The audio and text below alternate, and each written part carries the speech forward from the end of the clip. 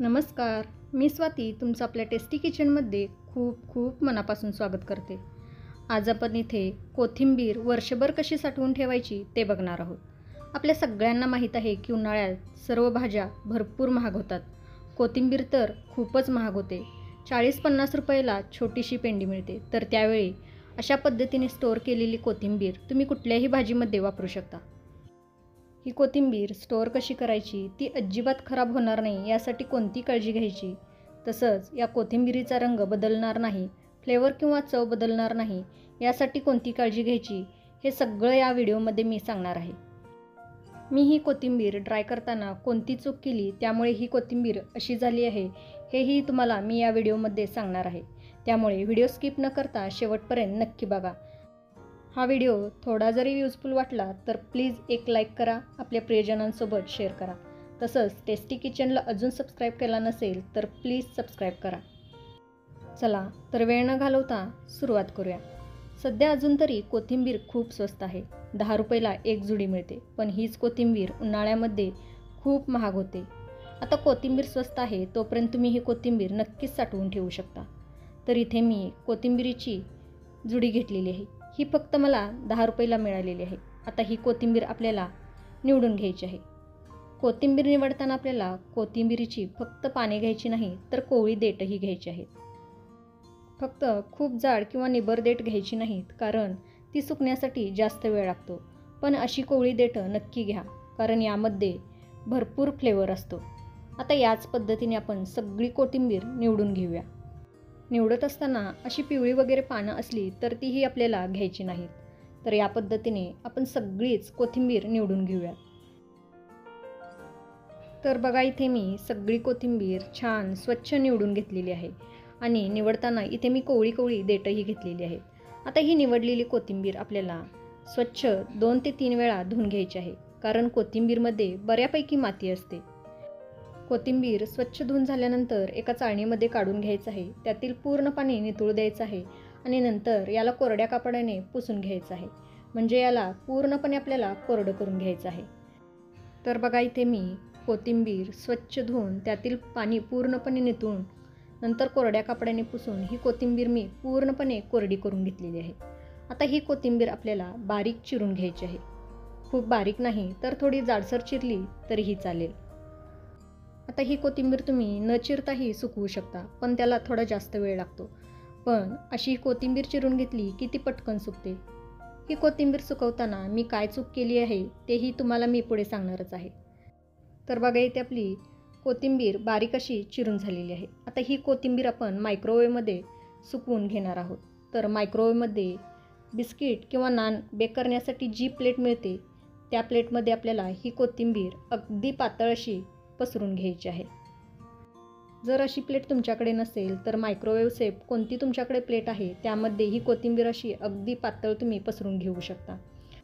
आता एकाच वेळी आपली कोथिंबीर जास्त सुकवून व्हावी याकरता मी मायक्रोवेव्हमध्ये जी तळाला प्लेट असते, म्हणजे बेसला जी काचेची प्लेट असते, त्यावरतीही मी ही कोथिंबीर बारीक चिरून पसरून घेणार आहे. अगदी पातळ अशी आपल्याला ही कोथिंबीर यावरती पसरून घ्यायची आहे.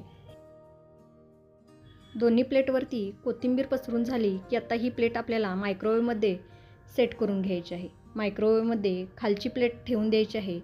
त्यावरती हा स्टँड ठेवायचा आहे आणि त्यावरती आपल्याला दुसरी प्लेट ठेवायची आहे. म्हणजे एकावेळी भरपूर कोथिंबीर सुकवून होते. असं व्यवस्थित याला सेट करून घ्यायचं आहे. मायक्रोवेव्हचं दार बंद करायचं आहे आणि ही कोथिंबीर आपल्याला व्यवस्थित अशी सुकवून घ्यायची आहे. आता माझ्या मायक्रोवेव्हमध्ये कीप वॉर्म हे बटन आहे, पण तुमच्या मायक्रोवेव्हमध्ये कीप वॉर्म हे बटन नसेल तर तुम्ही रवा किंवा शेंगदाणे ज्या मोडवरती भाजत असाल त्या मोडवरती ही कोथिंबीर सुकवून घ्यायची आहे. फक्त टायमिंग कमी ठेवायचं आहे. तर याच मोडवरती मी रवा आणि शेंगदाणे भाजून घेते. तर याच मोडवरती मी कोथिंबीरही सुकवून घेणार आहे. कीप वॉर्म हे बटन दाबायचं आहे. नंतर आपल्याला टायमिंग सेट करायचं आहे. तर इथे मी 5 मिनटं टायमिंग लावलेलं आहे. आता मायक्रोवेव्ह ऑन करते आणि ही कोथिंबीर चांगली सुकवून घेते. आता कोथिंबीरीचा थर कसा लावला आहे त्यानुसार टायमिंग थोडं मागे पुढे होऊ शकतं. आता जर तुमच्याकडे मायक्रोवेव्ह नसेल तर तुम्ही ही कोथिंबीर अशीच ताटामध्ये किंवा कापडावरती पसरून 2 दिवस किंवा ही कोथिंबीर चांगली सुकेपर्यंत उन्हात वाळवू शकता. पण उन्हामध्ये सुकवल्यानंतर या कोथिंबीरीचा रंग थोडा चेंज होतो, पण चवीमध्ये काहीच फरक पडत नाही. पण मायक्रोवेव्ह नसेल तर तुम्ही उन्हामध्येही सुकवून वापरू शकता. फक्त उन्हामध्ये सुकवत असताना एक काळजी घ्यायची, ती म्हणजे कोथिंबीर सुती कापडाने झाकून उन्हामध्ये सुकवून घ्यायची आहे, म्हणजे त्यामध्ये धूळ कचरा वगैरे जाणार नाही. तर बघा इथे 5 मिनटं झालेली आहेत. मायक्रोवेव्ह बंद झालेला आहे. आता आपल्याला ओव्हनचं दार उघडायचं आहे आणि या प्लेट हळूवारपणे आपल्याला बाहेर काढून घ्यायच्या आहेत आणि थोड्या थंड होऊ द्यायच्या आहेत. आता अजून थंड होण्यापूर्वीच इथे मी तुम्हाला दाखवते. बघा, अगदी मस्त अशी ही कोथिंबीर सुकली गेलेली आहे, कुरकुरीत अशी झालेली आहे. रंग तर अजिबात बदललेला नाही, अगदी आहे असा हिरवा हा रंग राहिलेला आहे. आता ही प्लेट मी बाहेर काढून घेते आणि याला थोडं थंड करून घेते. तर बघा इथे आपली कोथिंबीर मस्त अशी सुकली गेलेली आहे, अगदी मस्त अशी कुरकुरीत झालेली आहे. रंग तर अजिबात बदललेला नाही. कोथिंबीरीची काडीही अगदी मस्त अशी सुकली गेलेली आहे, कटकन मोडत आहे, तुम्ही बघू शकताय. असं कुरकुरीत होईपर्यंत आपल्याला ही कोथिंबीर सुकवून घ्यायची आहे. आता 5 मिनटं मायक्रोवेव्हमध्ये गरम करून घेतल्यानंतर ही कोथिंबीर थोडी जरी ओली वाटली किंवा यामध्ये थोडं जरी मॉइश्चर शिल्लक आहे असं वाटलं की अजून 1-2 मिनटं याला तुम्ही मायक्रोवेव्हमध्ये गरम करून घेऊ शकता. आता ही कोथिंबीर आपण स्टोअर कशी करायची, तर स्वच्छ कोरड्या काचेच्या बरणीमध्ये हे आपल्याला भरून ठेवायचं आहे. बरणी स्वच्छ धुवायची आहे, ती पूर्णपणे कोरडी करून घ्यायची आहे आणि नंतरच त्यामध्ये ही कोथिंबीर भरायची आहे.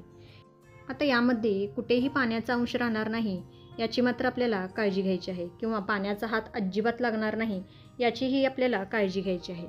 ही अशी स्टोअर केलेली कोथिंबीर 1 ते 2 वर्ष छान टिकते. आता ज्यावेळी कोथिंबीर स्वस्त असते त्यावेळी ही अशी स्टोअर करून ठेवू शकता आणि कोथिंबीर महाग होते त्यावेळीही तुम्ही भाजीमध्ये वापरू शकता. याने काय होईल, जेवणाची चव तर कायम राहीलच, पण पैशाचीही बचत होईल.